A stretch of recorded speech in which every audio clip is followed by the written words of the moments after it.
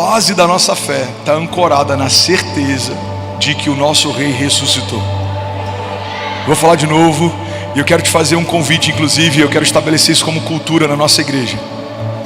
Todas as vezes que a gente citar que Jesus ressuscitou, a gente vai celebrar isso com tudo que a gente pode. Você está comigo?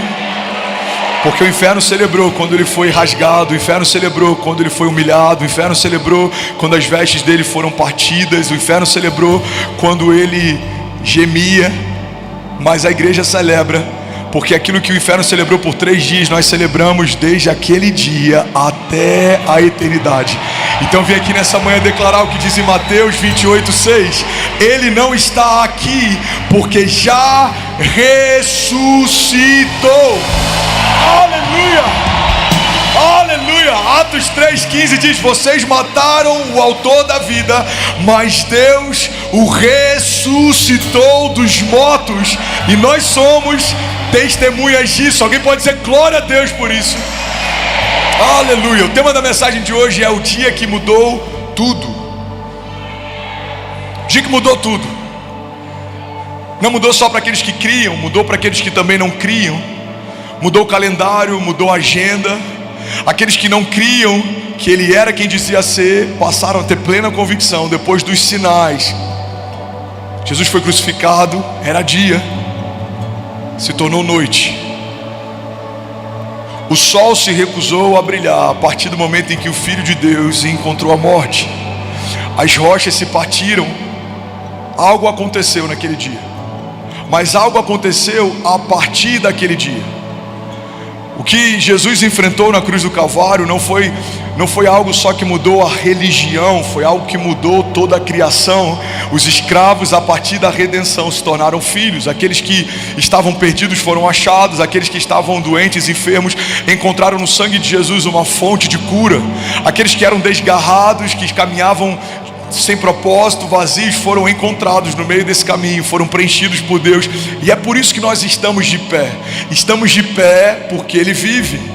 É porque Ele vive que a gente consegue crer que o amanhã vai ser melhor que hoje. É porque Ele vive que a gente sabe que nenhuma palavra do inferno tem mais poder do que as promessas que sobre nós foram estabelecidas. É porque Ele está ao lado do Pai e intercede por nós, que nós entendemos que não somos um organismo social, não somos um clube, não somos um lugar de encontro, somos a igreja de Jesus. Nós caminhamos sobre as águas e as portas do inferno não prevalecerão contra nós. Alguém comigo aqui nessa manhã?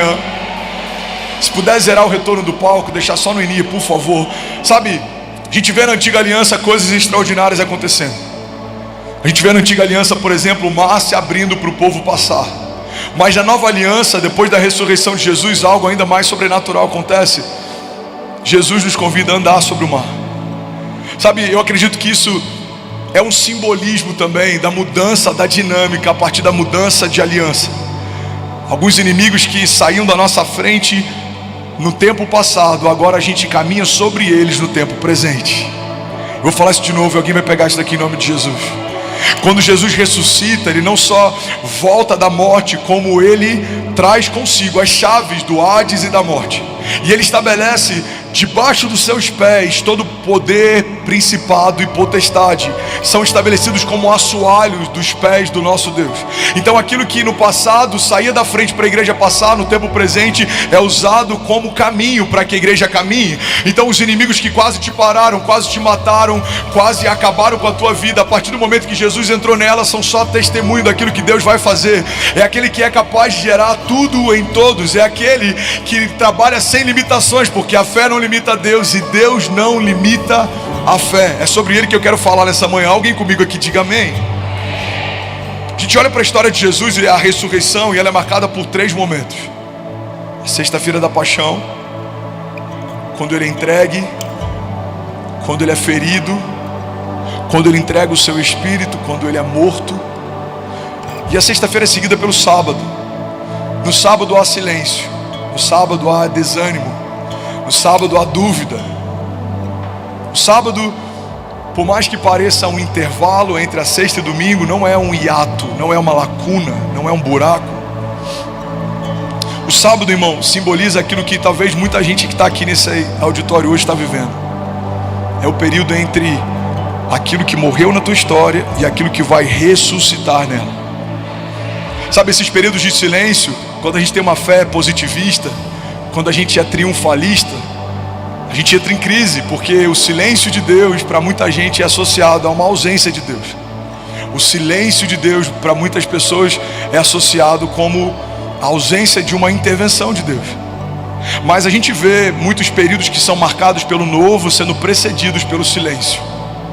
A vinda de Jesus é um exemplo disso. A Bíblia diz que havia um silêncio profético. João Batista é um homem levantado por Deus, cheio do Espírito Santo desde o ventre da mãe, que foi chamado por Deus para quebrar o silêncio profético da criação. E ele precedeu aquele que seria o nosso libertador.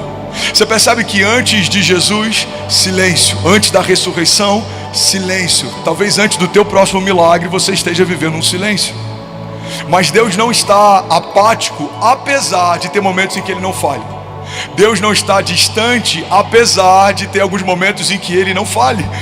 Nem sempre você vai ouvir a voz de Deus, nem sempre você vai perceber os passos dele no ambiente, mas tenha plena convicção: se a sua vida foi entregue a Ele, em todos os momentos da sua história, é Ele quem está escrevendo. Alguém comigo aqui?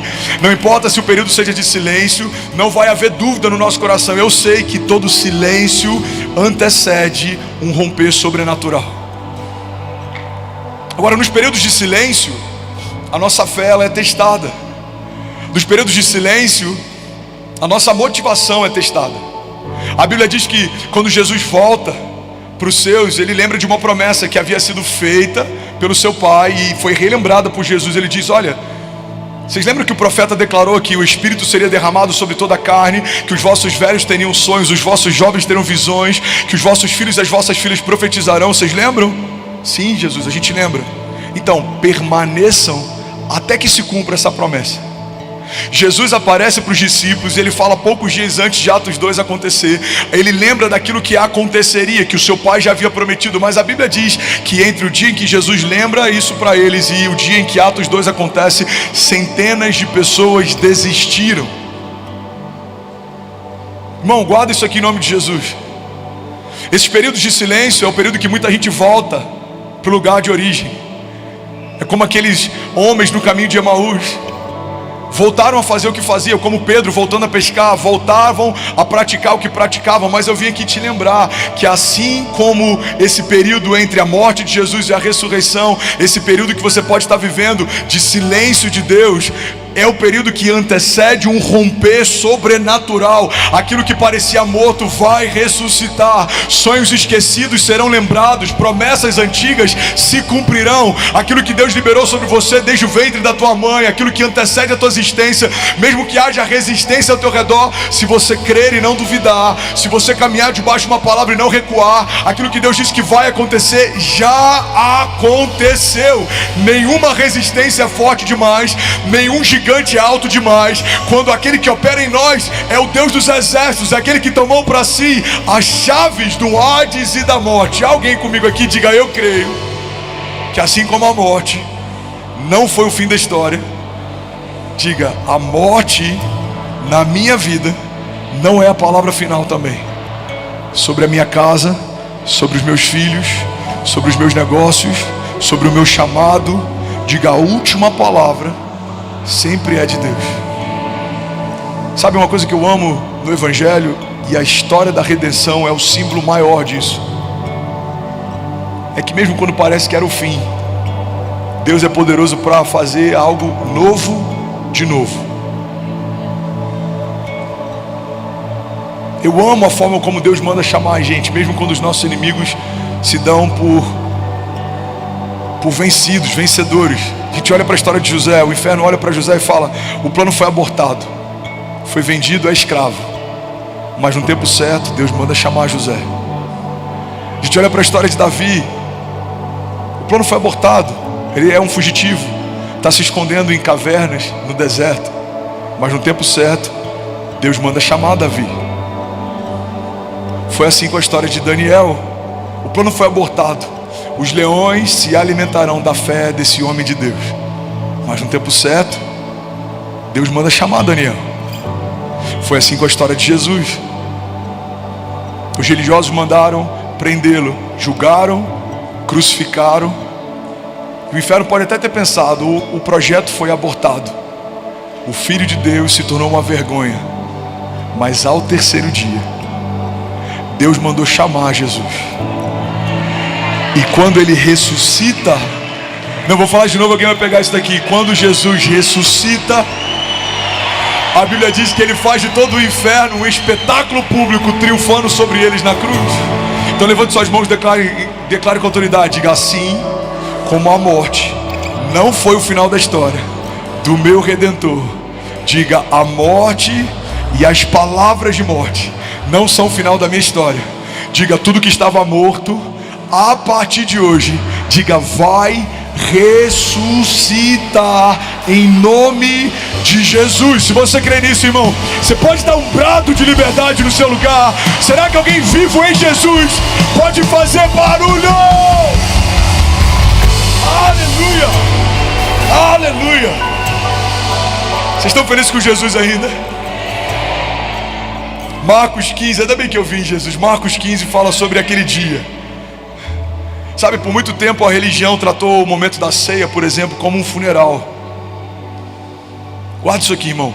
Muitas vezes a gente está tentando agir com temor e reverência, mas a gente tem substituído isso por peso, tristeza. A ceia não é um funeral, a ceia é uma festa de casamento.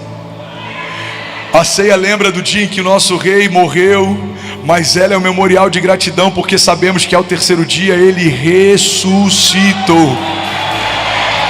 Então precisamos ter temor quando a gente lê sobre a morte dele, mas a gente sabe qual é o final da história. Eu amo uma frase do Billy Graham que ele diz: eu li o último livro da Bíblia, fiquem tranquilos, vai terminar tudo bem. Fala para quem está do seu lado: vai terminar tudo bem, vai ficar tudo bem. Irmão, esses dias um pastor, ele fez um vídeo só para combater uma ministração minha que se chamava Vai Ficar Tudo Bem. E ele falava no vídeo: tem um pastor aí declarando que vai ficar tudo bem, mas essa fé é uma fé superficial. E aí ele começa a combater. Mas sabe o que é interessante? Se a gente olha para a história de Jesus como um menino gerado no ventre virgem de Maria, e a gente vê ele como o leão da tribo de Judá ressuscitando ao terceiro dia. Se a gente olha para a história de José, cativo e feito escravo, e a gente vê ele governando sobre nações. Se a gente olha para a história de Davi, nem foi lembrado pelo pai para ser ungido rei, mas foi lembrado por Deus, e nenhum reinado houve ou haverá como o de Davi sobre Israel. Se a gente olha para a história de Paulo, Saulo era um perseguidor, foi encontrado no caminho de Damasco, foi levantado por Deus como um libertador e um plantador de igreja. Se a gente olhar para a história do seu pastor, era alguém que estava completamente perdido, foi encontrado, foi liberto, e agora está sendo um canal de Deus para libertação. Irmão, não tem como eu ter dúvidas a respeito dessa sentença. Vai ficar tudo bem. Levante suas mãos, deixa eu profetizar sobre você. Se Jesus é o centro da tua casa, vai ficar tudo bem, irmão. Se a tua fé é uma fé em Cristo Jesus, é uma fé do tipo de Deus, vai ficar tudo bem. Se você olhar para o autor e consumador da tua fé e esquecer a força dos ventos, a altura das ondas, vai ficar tudo bem. Se você ensinar os seus filhos no caminho que deve andar, quando crescer, eles não se desviarão dele, não serão motivo de vergonha, pelo contrário, serão um bom testemunho, serão o seu legado, irão onde você não foi, viverão o que você não viveu, e no final da tua história você vai olhar para a tua descendência e para os seus filhos assentados como brotos de oliveira ao redor da tua mesa, e você vai ter a plena convicção: vai ficar tudo bem. Se a tua fé estiver firmada em Jesus, e não em pastores ou líderes, e não em homens que são passíveis de erros, mas daquele que nunca errou, que nunca pecou, que se entregou por nós, que ao terceiro dia ressuscitou. Vamos, igreja, levante suas mãos e diga: vai ficar tudo bem. Você pode celebrar Jesus no seu lugar. Aleluia.